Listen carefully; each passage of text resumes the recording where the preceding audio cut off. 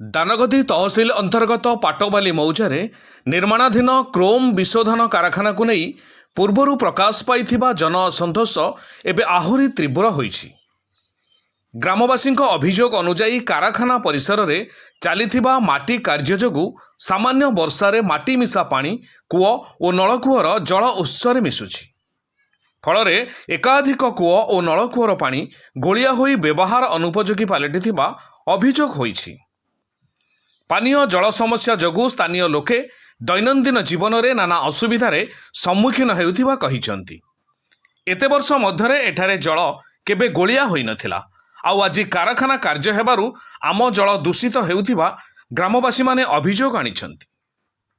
कारखाना निर्माण पर्यायरु जदि जलस्तर प्रभावित हेउछि तेबे कारखाना कार्यक्षम हेबा परे जल वायु और शब्द प्रदूषण आहुरी बढ़िबो बोली ग्रामवासी माने आशंका प्रकाश करिसंती। ए सबु प्रसंग को नहीं जमीहरा क्षतिग्रस्त आंचलिक मंच गत केते मास धरी कारखाना को अन्यत्र स्थानांतर करिबा दाबी रे विभिन्न आंदोलन करि आसुछंती।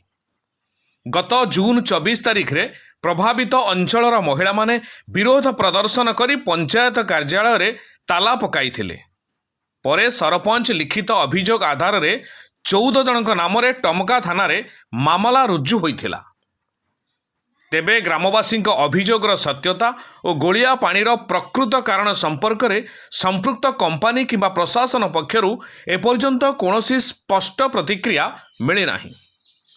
घटना को नहीं अंचल में असंतोष बढ़ुथिबा बेले आगामी दिन में यह अधिक आंदोलनर रूप नहीं पारे बोली स्थानीय लोकंक मध्यरे चर्चा हेउछि। प्लांट हला दिन भल पानी बारनी आम गंडारू पानी आनिकी खाउछु। गंडार गोटे छोट कुआ छुआ अछि सेठु आनिकी खाउछु। सेठु टिके सफा पानी अछि आउ जहाँ कूଅ फुଅ कि ट्याप फ्याप सिस्टम सब गुड़िया पानी बाहर।